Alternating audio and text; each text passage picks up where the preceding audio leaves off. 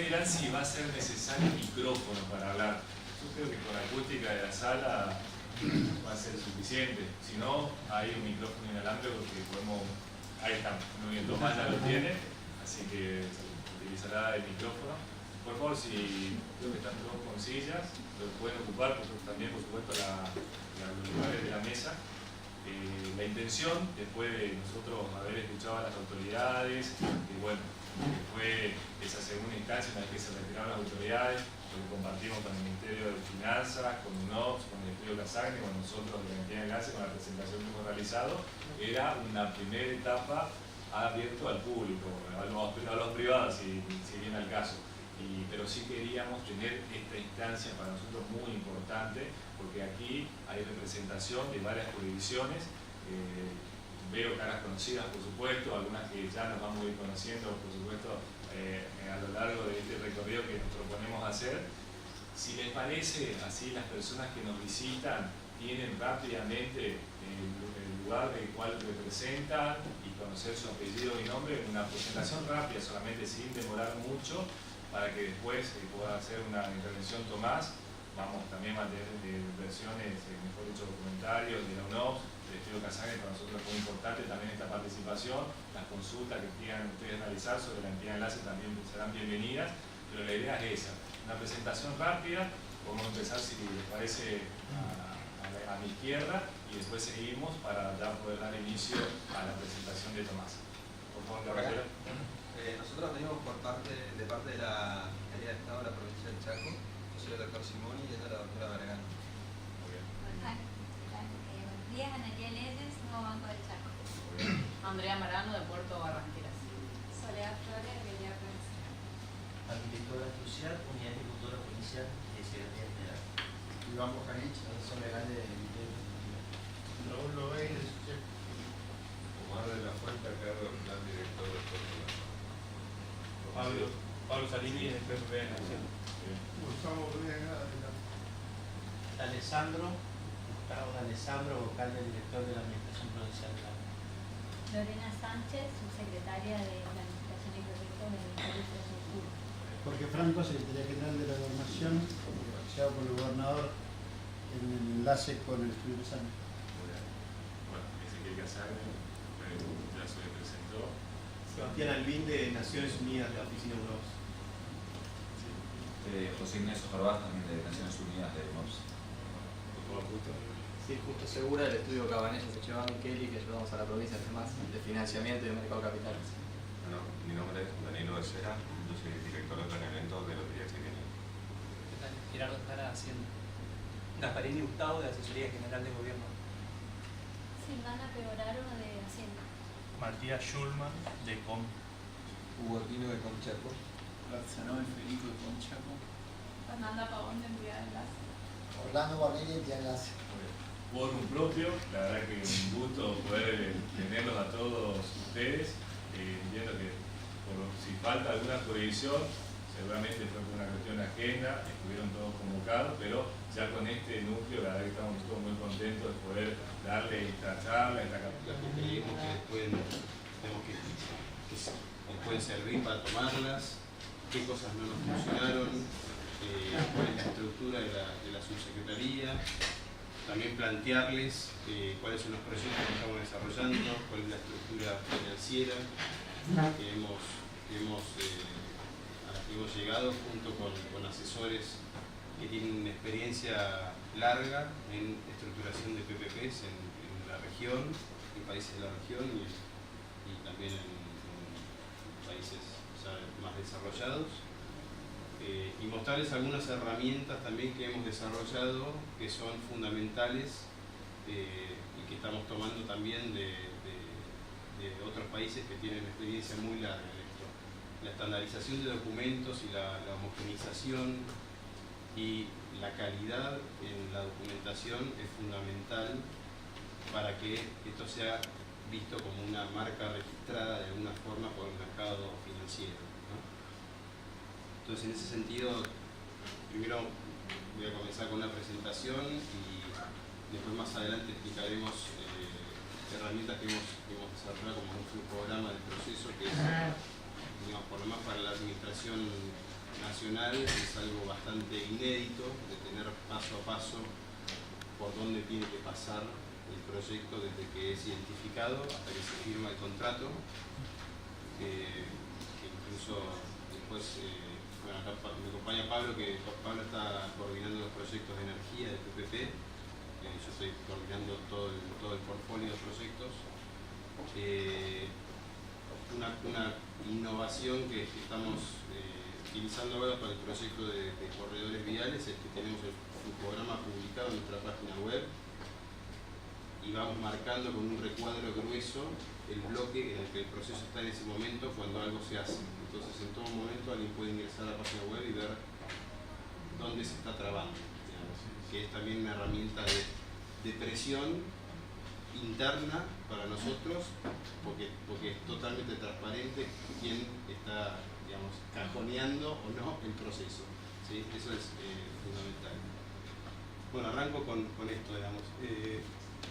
Respecto al marco PPP, algo mencioné que cuando hablaba antes, es muy amplia la ley, es muy amplio en el alcance que puede tener los proyectos y podemos fijar un rango que va dependiendo de cuál es el grado de riesgo que asume el Estado, ¿no? ¿Cuál es el grado de riesgo que está asumiendo el sector público? Esto puede ir desde simplemente tener un contrato de servicios por un lado, hasta tener en el otro extremo el diseño, la construcción, la operación y el mantenimiento, ¿no? O sea, por tener todo el proceso completo. Obviamente en esto lo que va a pasar es, depende mucho del proyecto, porque hay proyectos en los que la operación y mantenimiento es relativamente insignificante o marginal respecto al valor de la inversión, ¿sí? Y hay otros proyectos en los que la operación y mantenimiento es muy elevada respecto al valor de inversión. Tenemos, por ejemplo, proyectos de hospitales que estamos desarrollando. Yo no soy un experto en salud, pero digamos, nos comentan los expertos que han hecho PPPs en otros lugares que el costo de operación y mantenimiento de 2 años equivale a la construcción de un hospital nuevo. Y después tenemos otros proyectos, como pueden ser los de transmisión eléctrica, en el que la operación y mantenimiento es, digamos, no llega al 5% del valor de la obra, ¿no? Entonces, depende, digamos, de cada proyecto, vamos viendo cuál es el alcance que es más correcto, y lo que también mencionó Ezequiel antes cuando hablaba en el salón, el tema de los riesgos. Hay que ver bien quién tiene que asumir esos riesgos, ¿no? O sea, riesgo de construcción, riesgo de diseño, riesgo de tipo de cambio, riesgo de expropiación, riesgo ambiental, ¿no? Hay toda una serie de riesgos que nosotros también lo que estamos utilizando como buena práctica. Hay mucho tabulado y mucho desarrollado a nivel internacional, hay muchas tablas y matrices de riesgo. La matriz de riesgo es un elemento central en el contrato de PPP y que lleva muchas reuniones. O sea, prácticamente es el corazón del proyecto, la matriz de riesgo, porque ahí se define bien cuál es el alcance y hasta dónde llega el privado y hasta dónde llega el Estado. El Banco Mundial y también la GI Hub, que es la Global Infrastructure Hub, que se creó con el G20 cuando Australia tuvo la presidencia del G20, esto fue hace pocos años. Tienen toda una serie de prácticas recomendadas para el desarrollo de infraestructura en países desarrollados y en desarrollo. Esto se puede consultar todo en internet, está todo, están todas las matrices y están por sector también. O sea, uno puede ir y buscar la matriz de riesgo de la GI Hub de transporte en países en desarrollo, y es una matriz que tiene 15 páginas en la que se dice cuál es la descripción del riesgo, quién lo asume, Estado o privado, y cómo se mitiga el riesgo. Entonces, todo eso hay mucho que se puede tomar. Bueno, entonces, repago. Bueno, obviamente, digamos, lo que ya saben, que es un contrato de largo plazo entre el privado y el Estado, a lo que estamos apuntando respecto a la homogeneización de los proyectos en el plazo, justamente porque no queremos que haya un arbitraje entre un proyecto en detrimento de otro. Estamos tratando de hacer no solo la estructura homogénea, sino el plazo también homogéneo. y estamos apuntando a 15 años de contrato para todo el portfolio, digamos. Ahí pueden haber algunas excepciones en las cuales el proyecto justifica que sea mucho más largo el repago. Incluso puede haber un desdoblamiento entre el plazo del repago de capital y el plazo de la operación de mantenimiento. O sea, puede haber un caso en el que, por ejemplo, se quiera que un contrato tenga 30 años de duración, pero el capital, esperar que el privado espere 30 años para recuperar su capital es difícil. Puede plantearse un plazo más corto para recuperar el capital y un plazo más largo para la operación de mantenimiento. Pero digamos, es un caso especial. Digamos. La realidad es que por el momento estamos planteándolos todos a 15 años. Esta es una estadística que ha desarrollado el Reino Unido. Esta estadística es del 2009, digamos, ya está desactualizada, ahora es aún más impactante, pero ellos en ese momento lo que midieron es que bajo el esquema de obra pública tradicional, el 30% de las obras se ejecutaban en tiempo y en presupuesto, y bajo PPP el 80%. Obviamente, digamos, Inglaterra tiene décadas ya de desarrollo de PPP, ellos fueron los pioneros y fueron los que comenzaron con esto a principios de los 90. Arrancaron como una célula que trabajaba en PPP y el éxito fue tal que hoy el Departamento de Infraestructura de Inglaterra, o el Reino Unido, digamos, es lo que antes era la unidad de PPP. Y que lo ampliaron las prácticas de documentación, de estandarización, lo ampliaron a todo el desarrollo de la infraestructura del Reino Unido. Gracias.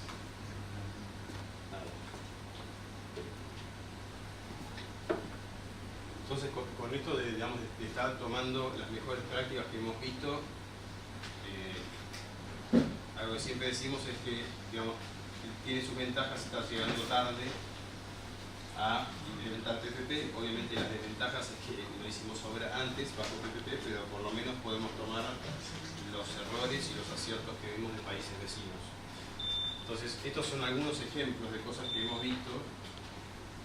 La estructura financiera mediante hitos de avance de obra, eso es algo que hemos tomado, que fue hecho de forma muy similar en Perú, en un momento en el que Perú también era vista por el mercado financiero en forma similar a lo que es hoy Argentina. Hoy Perú es investment grade, tiene una calificación, digamos, que es bastante superior a la nuestra, que todavía no estamos en ese nivel. Esperamos que eso suceda en los próximos 2 años, no lo somos hoy. Entonces tenemos que mitigar el riesgo de construcción de alguna forma. ¿Esto qué significa mitigar el riesgo de construcción? Es asegurar durante la obra, asegurar al financiador que efectivamente va a recuperar lo que financió. Entonces esto lo estamos, después yo lo voy a explicar más en detalle, pero lo estamos tomando del esquema peruano, que también si quieren verlo, en internet, esto en Perú comenzó con un esquema que los títulos se llamaban CR-PAO, que era PAO es por avance de obra, CR no recuerdo bien, y después pasaron a uno que se llama RPI-CAO, que es reconocimiento por inversión, certificado de avance de obra. Digamos que es muy similar, esos RPI-CAO son muy similares a lo que nosotros llamamos PPI en nuestro esquema. También los invito a que en nuestra página web, si entran a la página web del Ministerio de Finanzas, hay una sección que es de la Subsecretaría de PPP, y hemos subido muchos documentos para la primera licitación, que es la de rutas seguras y autopistas, y dentro de esa documentación hay un resumen ejecutivo que tiene la estructura jurídica y financiera que estamos planteando, estos certificados y estos títulos, que la intención fue poder dar esto en adelanto para que no tuvieran, porque la realidad es que si largábamos el documento de 200 páginas con el modelo de contrato, iba a ser más dificultoso que las empresas y los bancos tuvieran ese ida y vuelta con nosotros para decirnos, mira, esto la verdad que me parece que no va, o si va. Entonces lo que hicimos fue tratar de facilitar el entendimiento y la lectura del esquema, que esto también es algo bastante recomendable y a nosotros nos ha funcionado muy bien. Cuando esté definido el tema de garantías para los proyectos a nivel provincial, creo que es muy bueno publicar qué es lo que se va a hacer de forma simple y breve. Incluso esta semana hay gente de la subsecretaría, gente de Vialidad Nacional y gente de la Agencia de Inversiones en Europa haciendo un roadshow por el proyecto de rutas y autopistas. La semana pasada estuvo el Ministerio de Transporte junto con Pablo Timo, que es el jefe de gabinete del Ministerio de Finanzas, estuvieron en Estados Unidos también. Y los comentarios fueron que realmente ese documento fue un poco lo que abrió a que entiendan rápidamente y a que puedan hacer consultas rápidas. Así que me parece que es una muy buena práctica y es también inédita. De Chile también hemos tomado un mecanismo que implementó Chile que se llama, es un collar para el tipo de cambio, en el que se da una protección frente a una variación superior al 10% entre la UVA, digamos, que es básicamente para lo que es en pesos, y el tipo de cambio. Entonces, si se da que hay una variación de uno por encima del otro superior a ese 10% o inferior al 10%, tiene que compensar la parte, o sea, la parte perjudicada tiene que ser compensada por la otra. Entonces, de esa forma se mitiga ese riesgo cambiario. Y por último, de Australia, también tenemos... Australia tiene muy buena documentación, muchas guías, está muy bien armado el mecanismo de priorización de proyectos, realmente están muy avanzados en eso. Y digamos, un poco lo tenemos como faro a donde queremos llegar, el nivel de documentos que queremos. Realmente es un camino largo, nos va a tardar bastante en llegar a eso. La semana que viene tenemos 2 personas de Australia que vienen a contarnos la experiencia en Australia de PPPs y qué cosas funcionan para ellos y cuáles no, y siempre, digamos, las discusiones, cuando vienen países más del mundo desarrollado, nos dicen, no, ustedes tienen que tener muchísima documentación armada, y por ejemplo viene Canadá y nos dice, nosotros tardamos 2 años en armar los documentos de PPP y después lanzamos los proyectos, y nosotros dijimos, no tenemos 2 años, porque la infraestructura se necesita hoy. Entonces estamos en ese tironeo entre tener documentación buena y sacar proyectos. Este es el portfolio que tenemos, que en realidad ahora ya está ampliado. Esta presentación tuvo algún avance respecto a cuando la armamos. Son 60 proyectos en esta presentación, actualmente son 62 proyectos que tenemos por $30.000 millones, ejecutados en prácticamente 4 años. Las 4 áreas son las 4 áreas en las que estructuramos la subsecretaría, y eso también fue una decisión que consideramos que fue muy acertada, que es estructurar organizativamente el área por proyecto y no por proceso, para tener responsables que miren todo y que puedan coordinar, porque lo que más tiempo o una de las cosas que más tiempo nos está llevando es la coordinación interministerial y hacer que las cosas, digamos, se hagan y destrabar, ¿no? Entonces ese rol de coordinación es fundamental, que haya alguien que sea responsable. Entonces, esto es un poco siguiendo con lo que mencionaba, es un proceso que queremos que sea lo más transparente posible. Después, si tenemos oportunidad, acá les puedo mostrar también un poco cómo está armada la página web, qué es lo que publicamos, cómo queremos dar visibilidad al mercado, que sea homogéneo, creo que ya les mencioné, digamos, en cuanto a la estructura financiera, en cuanto a los plazos, y que sea entendible por el mercado. Obviamente, ahí dice simple es un decir, porque la estructura financiera claramente es compleja. Eso no hay vuelta para salir de que la ingeniería financiera que hay que hacer es compleja, pero estamos tratando de hacerla lo más asequible y entendible para los sectores. Bueno, estas son las 4 áreas que mencioné anteriormente. Y un poco para entrar en un breve detalle de cuáles son los proyectos que estamos llevando adelante. En el eje de energía y minería tenemos proyectos de eficiencia energética el programa de eficiencia energética que estamos desarrollando junto con la Subsecretaría de Eficiencia y Ahorro Energético está dentro del marco del PRONE, que es el programa de uso racional de energía eléctrica, y es un programa que está pensado para tener escala nacional y arrancando con un piloto. En este caso plantea varios desafíos, en primer lugar legales, porque la responsabilidad la competencia por el alumbrado público municipal, y esto es un proyecto que estamos desarrollando a nivel nacional, entonces, y en medio está obviamente la provincia. Entonces tenemos los 3 estamentos que tenemos que ver cómo coordinamos para que este mecanismo que mencioné antes, que es el fideicomiso, que es el que paga, en última instancia tiene que ser con fondos municipales, que son los que pagan. Entonces, estamos estructurando esto para ver de qué manera es Nación la que lleva adelante el proyecto, cuando el responsable último es el municipio. Y esto es, sabrá lo complicado que es. No, y estuve en este tema también. Para energía. Perfecto. Tomás, te interrumpo. Ahí el puente y logística, que dice proyecto de puente sobre el río Paraná. Sí. ¿Qué puente, sobre qué provincia está previsto eso? Uno es acá. ¿Chaco Corrientes? Uno es Santa Fe, Paraná, y Chaco Corrientes. Son esos dos que están planteados para fin de año.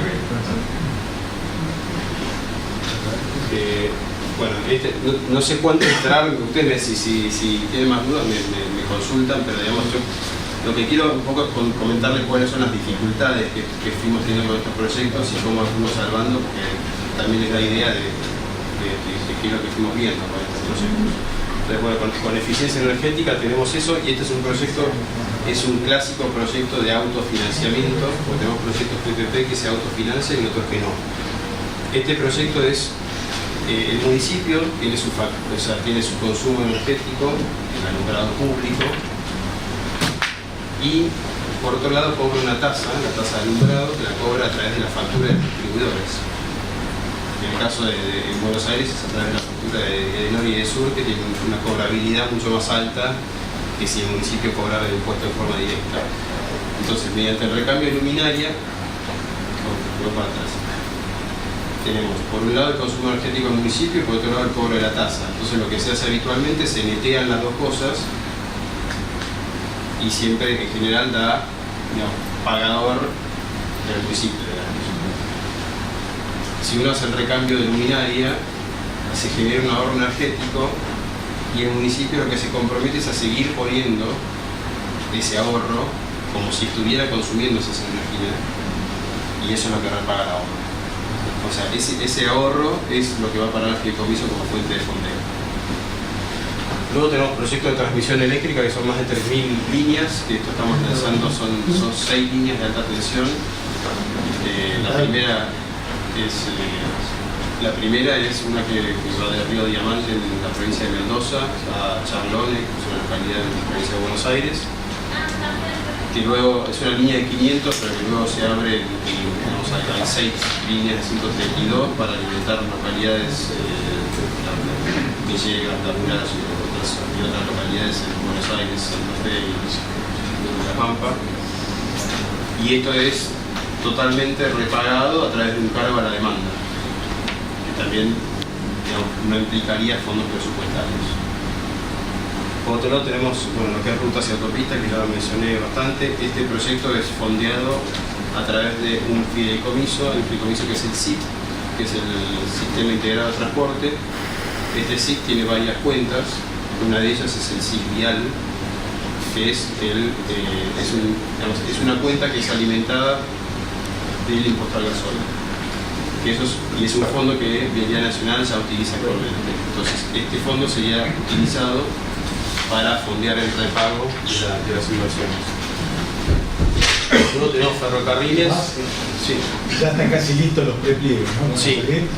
Sí, en este, digamos, sí, en este, digamos, después les explico bien todo el proceso, pero lo que hicimos fue, hace 10 días ya se publicó en la página web, que la pueden también ver, el informe definitivo de este proyecto, que fue el primer informe, que corresponde con el artículo 13 de la ley nacional, que es un informe que emite la autoridad convocante, que es el ministerio, porque eso también es una aclaración, es que nosotros en nuestro rol de subsecretaría, nosotros tenemos un rol de coordinación del proyecto, digamos, de implementación de las mejores prácticas, de asesoramiento en la alocación de riesgos, de seguimiento, ¿no?, de todo el proceso, pero la responsabilidad primaria de la licitación no deja nunca de ser el propio ministerio convocante.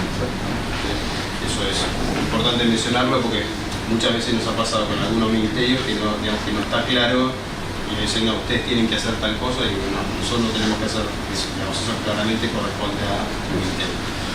Bueno, lo que publicamos ese día fue el informe del artículo 13 y a partir de ahí empieza a correr un plazo de 30 días y a partir de eso por ley y luego de esos 30 días se puede publicar la licitación. Ese plazo se va a cumplir creo que el 26 de diciembre, con lo cual estamos corriendo para hacer la licitación que va a ser publicada en abril del año que viene. Y esto va a ser ejecutado en 3 etapas. Tienen 6 corredores en la primera etapa, 7 corredores en la segunda etapa y en la tercera etapa están los 2 puentes y está la extensión de la autopista de Buen Aire en la provincia de Buenos Aires, digamos que ya la traza está armada para ser continuada y completar el anillo que rodea la ciudad. Por otro lado, los ferrocarriles, por el momento estamos dos proyectos. Un proyecto es el del tren de Bahía Blanca a Vaca Muerta. Este es un proyecto que tiene un alto impacto estratégico porque es para transportar arena para realizar el fracking del shale gas en Vaca Muerta. Actualmente el costo logístico es muy alto, porque la arena es provista de Entre Ríos principalmente. Entonces, para que realmente se pueda desarrollar el gas y petróleo no convencional, hay que mejorar la logística y este proyecto va en esa línea. Y por otro lado también estamos con un proyecto que no figura acá, pero que se ha incorporado recientemente, que es el del RER. El RER es la red de precios regionales, que es sintéticamente es una T subterránea que une las estaciones de Retiro, Constitución y Once, de manera que se puede viajar en tren desde el norte de la ciudad hasta el sur de la ciudad sin conexión. Es un proyecto súper ambicioso porque imaginen que todo esto es por debajo de la 9 de julio, es una obra bastante emblemática. Una pregunta, Tomás. Cuando hablas de los 2 puentes en el segmento anterior, ¿de qué puentes estamos hablando? Santa Fe, Paraná y Corrientes, Chaco. Sí, para tenerlo claro, ¿no? Sí. Bueno, los puentes están ahí. Por otro lado tenemos en el eje de educación, salud y justicia, tenemos complejos penitenciarios que por el momento son cárceles en provincia de Buenos Aires, que prácticamente van a duplicar la capacidad carcelaria de la provincia de Buenos Aires. 9.500 plazas en 3 locaciones. La primera que se está desarrollando es en Ezeiza, luego en Dolores y la ampliación del penal de Agote. Que estos proyectos también tienen la complejidad. No tiene flujo. ¿De qué? No tiene flujo.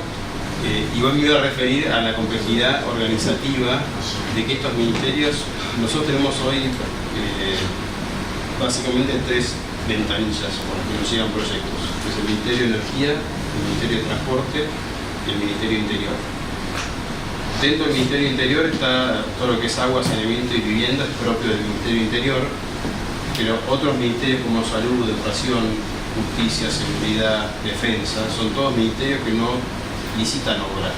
Entonces le dan mandato a la Secretaría de Obras Públicas del Ministerio de Interior y a nivel organizativo se imaginan, digamos, en proyectos como en realidad, por ejemplo, en el de hospital, que son todos hospitales provinciales que se están haciendo nacional. Esto implica involucrar al Ministerio de Salud de la provincia, al Ministerio de Salud de la Nación, al Ministerio de Obras Públicas, al Ministerio de Finanzas, y toda esa coordinación que implica no solo trabajo, sino que también implica fondeo. O sea, la provincia en algunos casos paga algo, la Nación paga otra cosa. Y toda esa coordinación fundamental tenerla muy aceitada, porque si no, el proyecto se traba. pasa. Y hospitales, bueno, hospitales son, digamos, estamos trabajando en 6 hospitales en provincia de Buenos Aires, que son de reemplazo de hospitales existentes, y hay uno nuevo, en Mar del Plata, y otro hospital en la provincia de Neuquén, que es un hospital muy grande, que es el mayor de todos los hospitales que tenemos. Y estamos trabajando en esas dos líneas en cuanto a salud. En cuanto a agua, tenemos el río subterráneo norte, es un proyecto muy ambicioso de AISA en el área metropolitana de Buenos Aires, que básicamente es una canalización de 50 kilómetros que lleva agua potable a municipios que tomó AISA hace poco y que no tenían un suministro. Un proyecto muy largo, muy grande de inversión. Tenemos la readecuación del sistema cloacal de San Miguel de Tucumán en cuanto a lo que es cloacas, planta potabilizadora, la ampliación de la planta potabilizadora de Santa Fe, plantas depuradoras en el área metropolitana de Buenos Aires, en Rosario.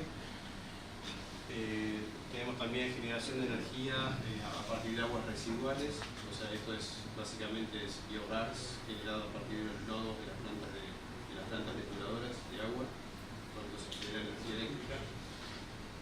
Tenemos proyectos de riego, que también ahí la Subsecretaría de Recursos Hídricos, en conjunto con el Banco Mundial, que viene trabajando hace mucho, han también desarrollado alrededor de más de 50 locaciones en el país en las que se pueden desarrollar proyectos de riego.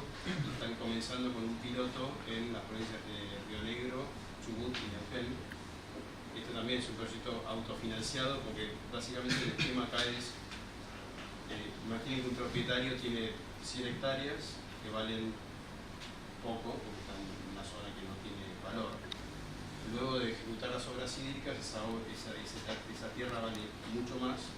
Ese propietario cede parte de su tierra a un fideicomiso y esas tierras se venden. Y esa venta es la que paga la obra, y la tierra que se quedó el propietario vale mucho más que lo que tenía antes. Entonces es un proyecto que es, digamos, realmente muy inteligente en su estructuración, y bueno, estamos llevando adelante eso, pero obviamente es muy complejo la parte regulatoria de acceder al recurso hídrico, de coordinar con todos los propietarios, porque son propietarios privados, que tienen que estar de acuerdo en hacer esto, tienen que estar de acuerdo en cuánta tierra quieren ceder. Tiene una complejidad muy alta. Y por último, soluciones habitacionales, es un programa de vivienda, digamos, es un programa de 15.000 viviendas, arrancando por un piloto de 1.500. Acá el esquema es relativamente distinto al resto, porque lo que pone el Estado es tierra para construir las viviendas. Esto lo estamos desarrollando junto con el AVE, la Agencia de Bienes del Estado. Básicamente lo que se hace es se pone tierra, el AVE, digamos, otorga tierras al fideicomiso, luego el privado construye casas, y una porción de esas casas pagan la tierra que el Estado le dio al comienzo, y el resto de las casas la comercializa. Y se asegura el repago a través de la cesión de créditos hipotecarios de los dueños de las casas. Eso es lo que fondea el fideicomiso. Que bueno, también es bastante complejo, y estamos también avanzando con eso. Esto es pasado, si quieren. Pasa para los siguientes está por acá. Este es el esquema, digamos, lo que les mencionaba. Nosotros tenemos los títulos que son, esto ahora lo estamos llamando, le sacamos la R recientemente, son TPI y TPD. Son títulos de reconocimiento por inversiones y títulos de reconocimiento por disponibilidad. De pago por inversiones y de pago por disponibilidad. Lo que queremos es ahí diferenciar. A esta estructura llegamos, estamos trabajando con un grupo con asesores legales externos que han trabajado en Perú y en Colombia mucho, también con abogados locales, con bancos internacionales también, y estamos trabajando mucho con el BID, el Banco Mundial, la CAF, bueno, eso multilaterales, ¿no? Y la idea, llegamos a este esquema que creemos que puede funcionar. Obviamente el esquema que se implementa a nivel provincial, habrá habrá que ver cuál es la mejor forma, principalmente de darle seguridad al financiador. Pero lo que sí es importante es diferenciar lo que es el repago de capital y el repago de la operación de mantenimiento, porque son riesgos distintos. Entonces estamos planteando dos tipos de títulos que van en consonancia con estos dos conceptos de gasto. Y en la última columna, digamos en forma de pago, ahí se ve que no tiene por qué haber una coincidencia entre la contraprestación pública y el ingreso por demanda, sería, digamos, que sería la contraprestación del usuario. En caso de proyectos autofinanciados como riego o eficiencia energética, la columna entera, o sea, la contraprestación pública es cero en ese caso. Y en otros casos como hospitales o cárceles es toda la columna. Entonces, según qué proyecto sea, la proporción que habrá de uno o de otro. Y este es un esquema básico general de cualquier PPP. O sea, tenemos durante la obra 3 años de construcción y una vez que la obra se terminó, recién ahí comienzan a repagarse los dos conceptos fijos durante todo el plazo. Entonces, estamos armando los pliegos y los contratos de manera que el contratista lo que licita es eso, es cuánto quiere recibir anualmente de repago de capital, cuánto quiere recibir anualmente o mensualmente de repago de operación de mantenimiento. Y después lo que hay que establecer es una fórmula o algún mecanismo para poder ponderar las dos cosas y ver qué oferta es la más atractiva. Entonces, esto es para mostrarles un ejemplo práctico cómo lo estamos pensando. Imaginemos una obra que dura 1 año y que tiene 15 años de operación y mantenimiento. Entonces el privado, y acá estoy hablando solo de la parte de capital, no estoy hablando de operación y mantenimiento, o sea, acá es para explicar cómo funcionan los tiempos. Imaginen que el privado oferta que quiere recibir durante 15 años, durante la operación, quiere recibir $10 millones.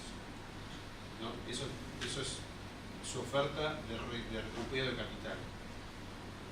¿Qué implica esos $10 millones? Que también esa es una capacidad también importante que tienen que tener los ministerios, es alguien que pueda modelar en Excel qué es lo que está calculando el privado para ver qué es razonable. Eso nos ha llevado mucho trabajo conseguir que haya algo que los distintos ministerios puedan proyectar los flujos de fondos y todos los resultados. Entonces, la idea de esto es dejar como variables dentro de ese modelo económico la oferta para que le dé una TIR X al privado. Entonces, ese valor de $10 millones es el valor que resultó para que el privado tuviera una TIR determinada. Entonces, esos $10 millones incluye CAPEX, incluye beneficio, incluye costo financiero, ¿no? Incluye todo lo que sea necesario para que tenga una rentabilidad adecuada el contratista. Entonces, asumamos que durante la obra, en el primer trimestre, se avanzó un 25% de la obra. ¿No? Si se avanza el 25%, se emite un título que le da el derecho al tenedor de ese título a recibir durante 15 años $2,5 millones, que es el 25% del valor que él ofertó. ¿No?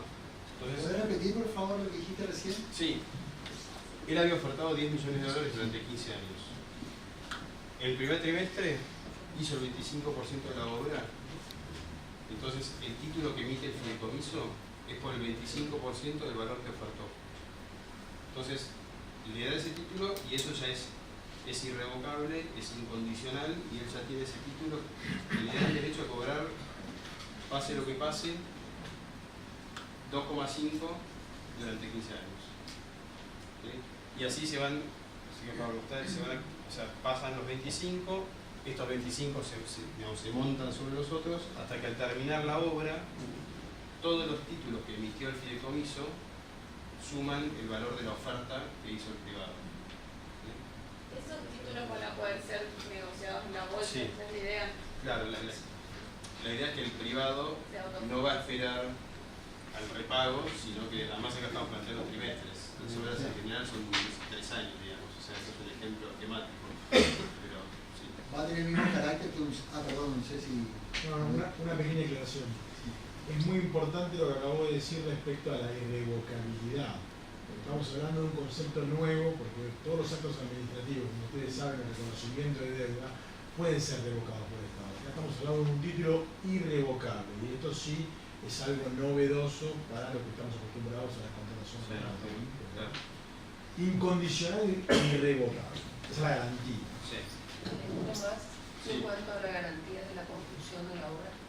La garantía es el fideicomiso que lo estamos creando a través de ley de presupuesto que se va a discutir en los próximos días y estará cerrado el presupuesto nacional durante diciembre.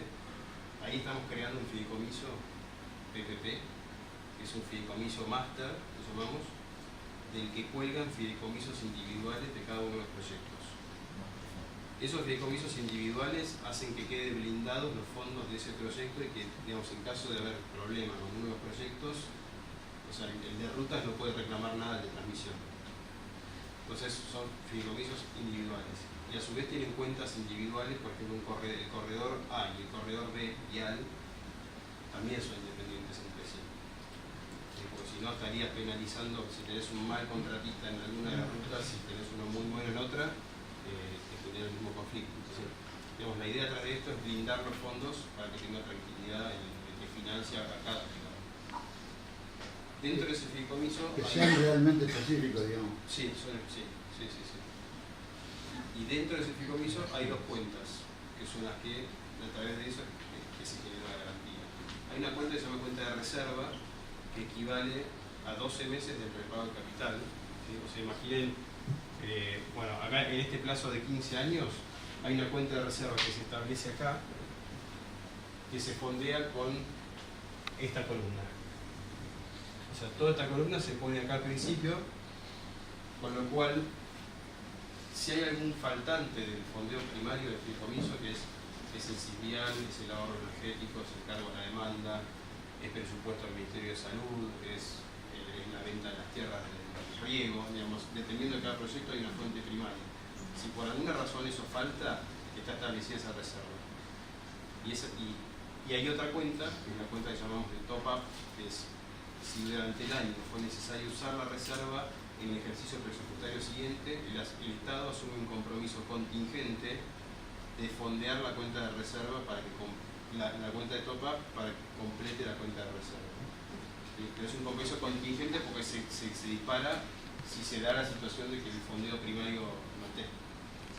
La pregunta, Tomás, esto que nosotros estamos viendo en las noticias, tanto BIM como CAF están aprobando préstamos para poder nutrir el régimen PPP. ¿Serían esos préstamos los que nutrirían este fideicomiso? No. BID-CAF, ellos están, digamos, hay algo que corre paralelo que se llama un fondo de infraestructura. Todavía está definido a qué proyecto se aplicaría, pero no, digamos, el financiamiento es completamente privado. La fuente, a ver, si quieres en última instancia habrá que ver cuál es la fuente de cada ministerio, pero en este caso la cuenta de reserva la establece, o sea, la fondea el Ministerio de Transporte, el Ministerio de, o sea, cada uno de los ministerios. Son rentas generales. Sí. Bueno, entonces ese es el esquema general.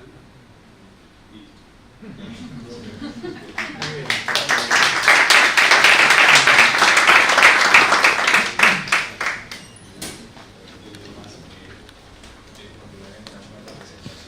Sí, podemos un recorrido por el flujograma que estamos planteando. Nosotros digamos eso y después íbamos a tener una instancia como para hacer un refrigerio de todo y después seguimos con el programa.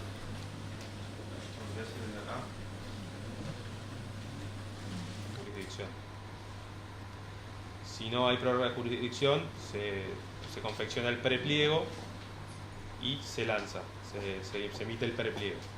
Si sí existe cláusula de prórroga de jurisdicción, hay que tener una gestión de decreto probatorio ante el Poder Ejecutivo Nacional que emite un borrador del prepliego, y si se aprueba esa cláusula tenemos finalmente el documento con el prepliego.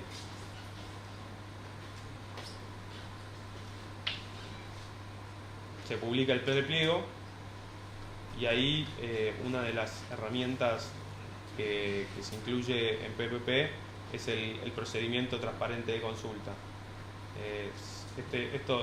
Este procedimiento transparente de consulta se va a publicar en el boletín oficial. Estamos acá en el llamado a proceso transparente de consulta en boletín oficial y en la web de la autoridad convocante y de la Subsecretaría de Participación Público-Privada, y se recepciona las sugerencias y o modificaciones. ¿Eso qué es de llamada de consulta de lo que vos estás hablando? ¿A qué referencia? ¿Querés comenzar? Sí, en la ley lo mismo que dice. Aquí es un procedimiento de diálogo competitivo. Se llama documento de consulta. Es la posibilidad de que uno pueda presentar observaciones y se hizo mucho también, por ejemplo, en energías renovables. Ahora se hizo también en el tema de algunas concesiones de terminales de pasajeros en Buenos Aires. Se está usando mucho, que es convocar al sector de una manera transparente para que pueda opinar para mejorar ese pliego. Diálogo competitivo. O sea, puede ser también el data room que tanto hacen referencia. Puede ser un data room perfecto, puede ser un documento de consulta, hay diferentes maneras de poder instrumentarlo. El prepliego, la aplicación del prepliego que se está utilizando.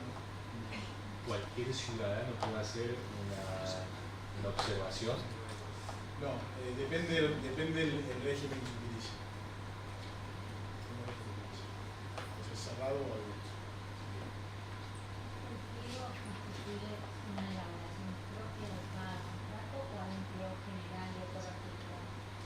Propia de cada contrato, porque es totalmente, como dije yo la mañana, tailor-made, o sea, pero en las circunstancias generales nada es general. Bueno, sí, por ejemplo en la reglamentación, que es el 118, hay un montón de normas generales, como todo el proceso de selección de comodín. Pues todas las partes específicas de cada pliego, no se puede hacer un pliego general. No sé si están trabajando. Sí.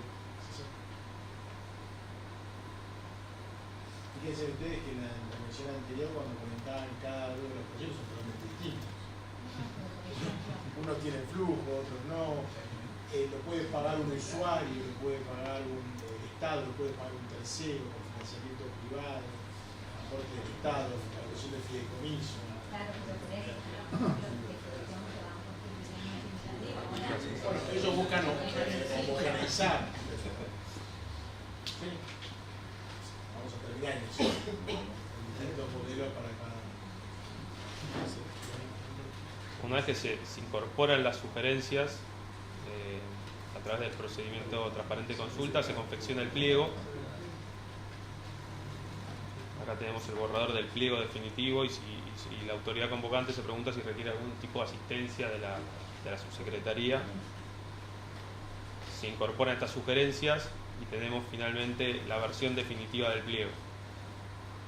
Este pliego, una vez publicado, bueno, se hace un dictamen de resolución a la convocatoria de la licitación, tenemos la resolución de la autoridad convocante, se reserva espacio en el boletín oficial porque muchas veces eso lleva tiempo, lleva un tiempo considerable, y se publica el pliego tanto en la web de la autoridad convocante como en la web de la subsecretaría PPP.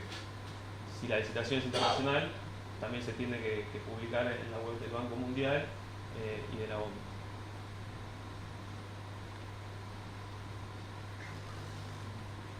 En el ejercicio real, ¿qué tiempo te lleva desde que se dispara la producción de lo que se pretende hasta la aprobación del pliego? Perdón, ¿repetís? En el ejercicio real, sí. Si ya lo han desplegado, que desde que la autoridad decide llevar el proyecto y hacer todo lo Ahora vamos a ver un cronograma genérico de cada una de las etapas.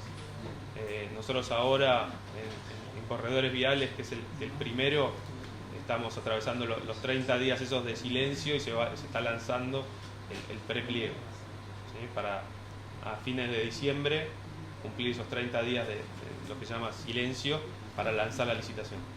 Después serían 2 meses de preparación de ofertas hasta finales de febrero. Ese tiempo genérico que marcamos es genérico, pero tiene que ver con cada uno de los proyectos. Depende del grado de desarrollo de los proyectos, el tiempo que va a llevar generar toda esta documentación licitatoria. Respecto, Julio, a tu pregunta, el régimen de la reglamentación del procedimiento de la aparente consulta que se dio ahora a fin de mes establece que se debe invitar a esta, si se decide esta consulta transparente, este procedimiento, se debe invitar a los interesados precalificados, pero después hay un registro donde se pueden inscribir para hacer opiniones que se pueden hacer. Como puede suceder en una consulta pública. Hay determinada hora que exigen en la provincia la consulta pública, previa a lo que es un llamado a licitación. Sí. No, para el proyecto mismo. Para el mismo proyecto. Sí, hay que hacer una licitación. Bueno, en la ciudad de Buenos Aires tiene que pasar por la legislatura para cada obra de más de 5 años, por ejemplo. Porque general es muy moroso. En el caso de que se adhiera a la ley nacional, no evitaría este circuito, pero debería cumplir también. ¿Nosotros? Sí. Sí, hay que reglamentarlo. Se puede buscar, hay diferentes alternativas de reglamentación, pero existe la posibilidad. Pero es facultativo el diálogo competitivo, no es una exigencia. La ley no exige llevar adelante un diálogo competitivo, es una facultad. Lo mismo que el arbitraje, es una posibilidad para que en cada caso concreto. Se puede o no tener prepliego, ¿no? Sí. Bueno, una vez que tenemos el pliego publicado, la ley establece 2 meses, 60 días de preparación de ofertas y periodo de consulta. Hay 2 tipos de consulta, que son las consultas aclaratorias y las consultas modificatorias. Las consultas aclaratorias, se analizan las consultas y se genera un borrador de respuesta que se publica en las diferentes webs. Y en el caso de las consultas modificatorias, si la circular es modificatoria, ese plazo de 60 días lo que se hace es se reinicia, o sea que se extiende el plazo de preparación de ofertas porque cambió sustancialmente las condiciones. Lo que se busca hacer con el prepliego es tener todos los inputs del privado y que no surjan estas consultas modificatorias al momento de preparación de ofertas después del lanzamiento del pliego.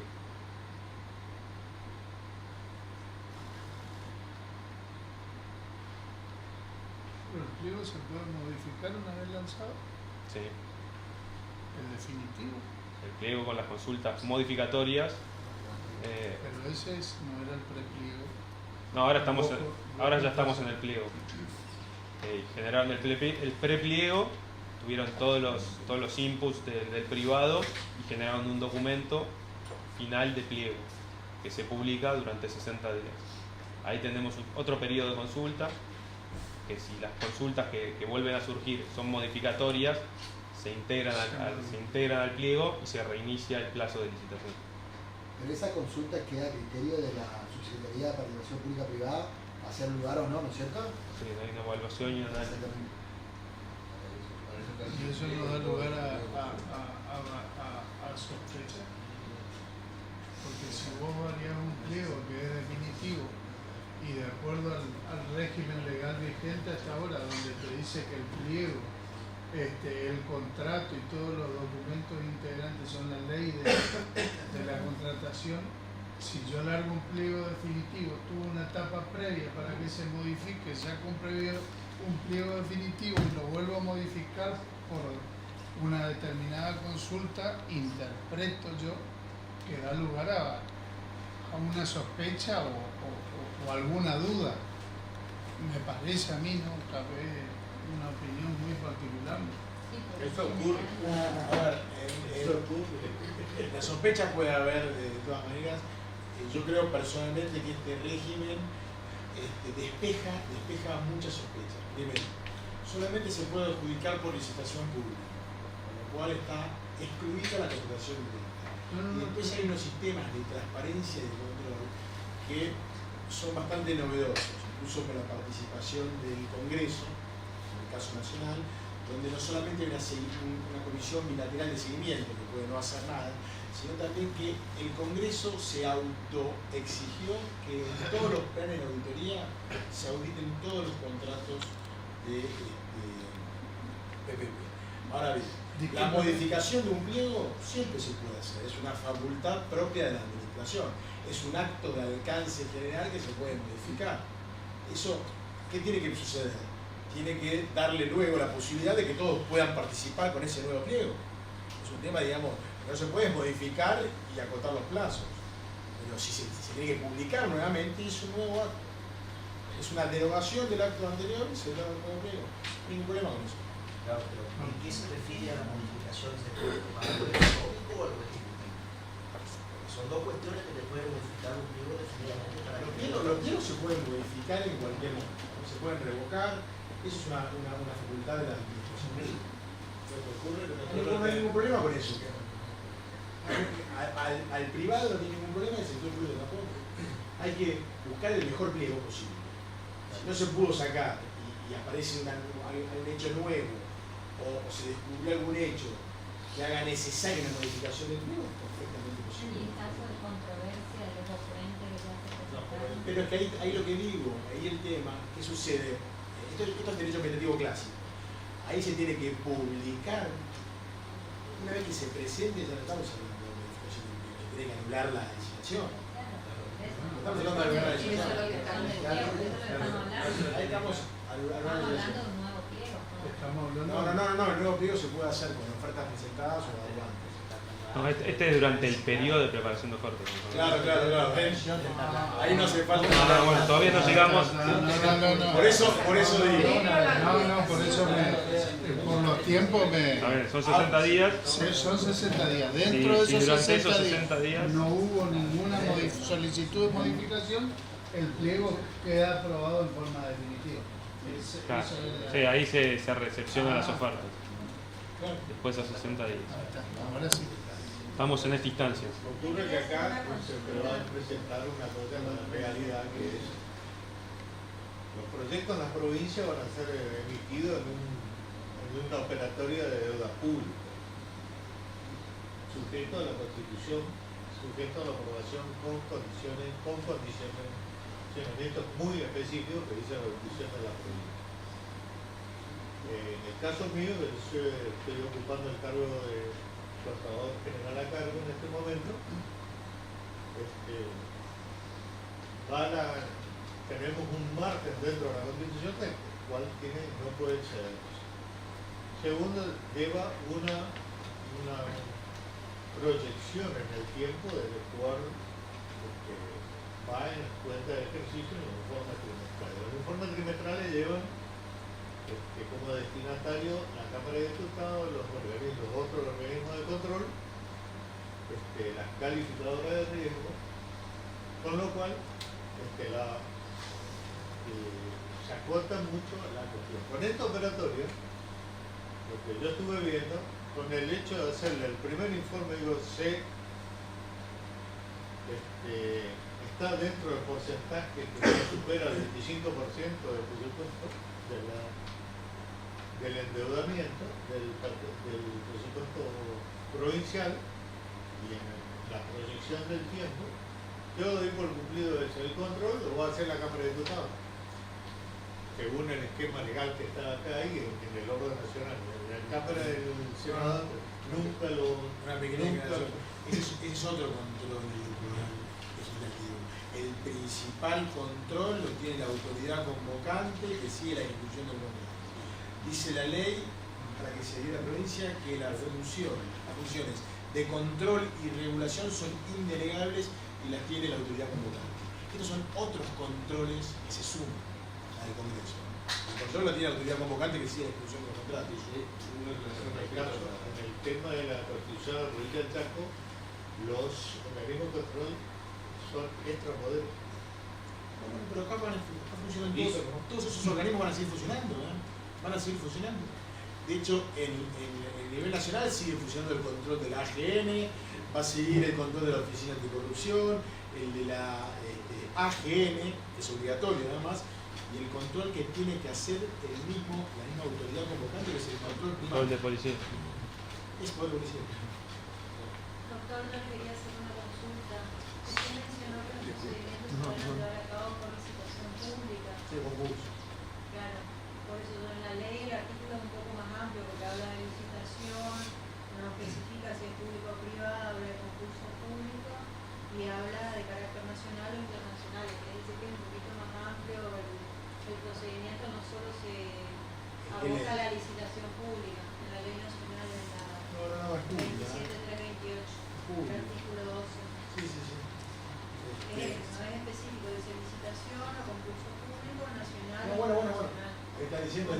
licitación o concurso público. O sea, ¿qué hacemos con esto? Porque están apuntando a la iniciativa privada y tener un beneficio en la adjudicación y la evaluación, digamos. Y siempre nuestro planteo, creo que yo también mencioné en el salón, es vayan a cada ministerio tiene que priorizar su proyecto dentro de su portfolio y nos tiene que llegar a nosotros como una iniciativa del ministerio. Porque no está hoy, como está la ley hoy, no está reglamentado.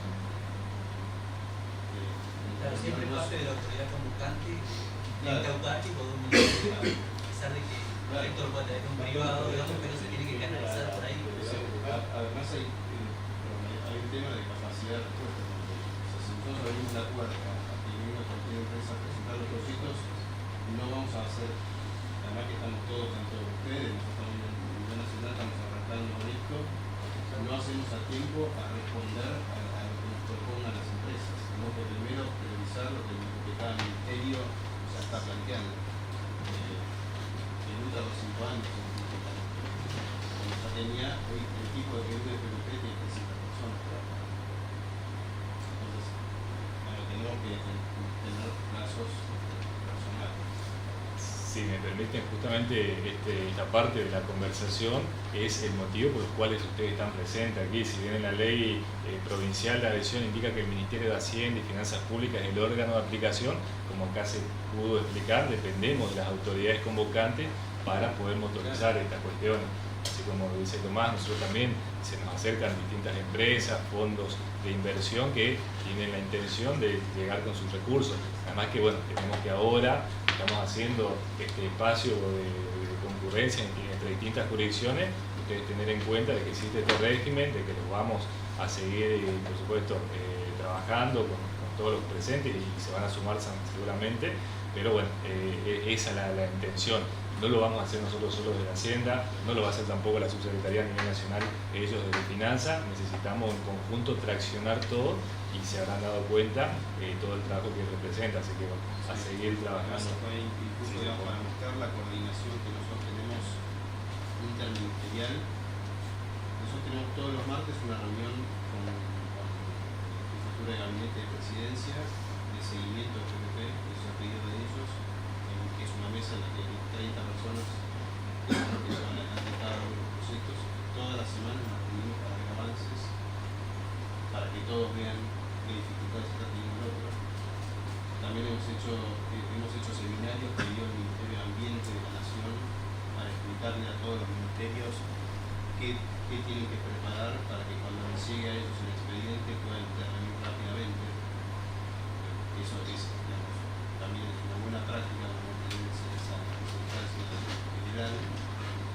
Por ejemplo, la semana pasada estuvimos trabajando con el Banco Mundial en una herramienta de priorización de proyectos y en uno de los días fue todo el día en el que vinieron los responsables de cada uno de los proyectos a explicarle al Banco Mundial en qué consistía el proyecto para poder armar esa explicación. Entonces, estamos generando, digamos, que puedan aprender unos de otros. Tenemos, por ejemplo, corredores viales, que es el primer proyecto que está haciendo punta de lanza y mucho de lo que se armó va a servir para los otros proyectos. Entonces, tenemos, por ejemplo, la persona que hizo la modelación económica de los corredores viales está asesorando a la persona del Ministerio de Energía que está modelando la línea de transmisión. Eso es un poco a voluntad, digamos, pero la realidad que hace que se ahorre mucho tiempo. Y después otro comentario respecto a la deuda que mencionaba. Un tema que tuvo Perú, que la emisión de los títulos, Perú los hacía directamente al Ministerio y emitió los títulos y luego el FMI me dijo que eso lo iba a publicar. Nosotros estamos haciendo también un fideicomiso, por lo cual no lo estamos tomando como la pública. No es el Ministerio, sino que es un fideicomiso que no consolida los fondos nacionales, y eso está establecido así en la creación del fideicomiso que no consolida.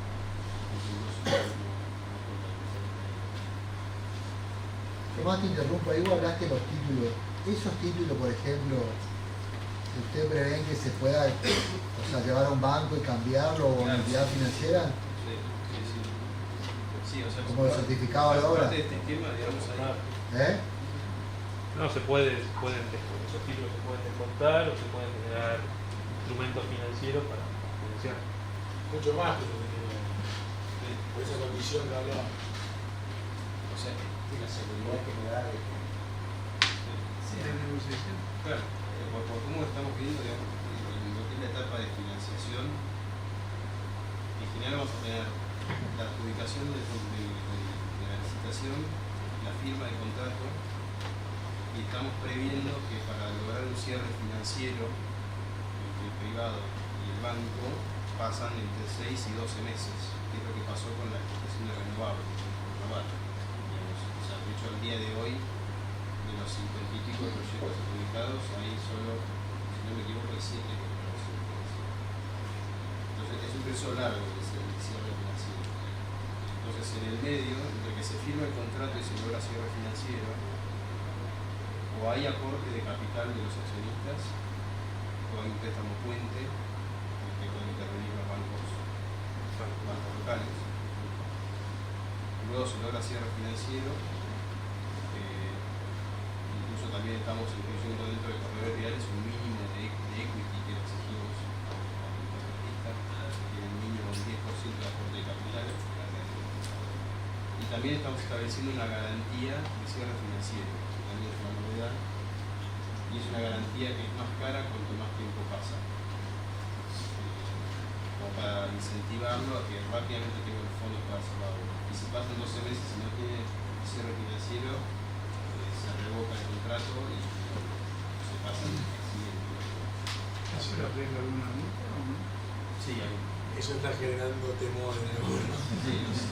El cierre financiero en un año es ¿para qué son la obra? De hecho, pasa muchas veces que una entidad convocante, no en PPP, en todo, adjudica y después los cierres financieros se adjudican con papelito, que dan inmediatamente los bancos, sabemos. Los cierres financieros pasan 2 o 3 años. Sí, esto también va a presionar que cuando salte el privado, salte con algo relativamente razonable al lado del banco. Porque pasó que hubieron varias ofertas, incluso en Renovar también, de gente que se tiró la pileta y después, o sea, listo, tenés adjudicado el PPA y ahora qué hacer. Y las grandes represas y todo eso. Pues justamente estamos en esa instancia de recepción de ofertas, pasaron los 60 días luego del lanzamiento del pliego, no hubo consultas modificatorias y se reciben las ofertas. Se abren las ofertas y para PPP estamos previendo la apertura de 2 sobres. Tenemos una oferta en 2 etapas, una oferta técnica y una oferta económica. Con la apertura de la oferta técnica, la autoridad convocante se pregunta si se declara desierta. Si se declara desierta, bueno, va a tener que modificar su proyecto como para tener mayor concurrencia al proceso. Y si no se declara desierta, se confecciona el acta de apertura y el documento propio de acta de apertura. Se ven las ofertas y se evalúan las ofertas técnicas y tenemos un dictamen de evaluación de oferta emitido por la autoridad convocante que se publica en la web de la misma autoridad convocante y del Ministerio de Finanzas. En esta instancia se notifican a todos los oferentes que tienen la oportunidad de impugnar estas ofertas. Si venció ahí la autoridad convocante se pregunta si venció o no el plazo de impugnaciones, que es de 5 días. 5 días. Si no venció el plazo, bueno, se reciben las impugnaciones, se evalúan y la autoridad convocante nuevamente se pregunta si va a admitir esas impugnaciones. Si las admite, tenemos que volver al punto M, que está más arriba, que es que genera un nuevo proceso licitatorio.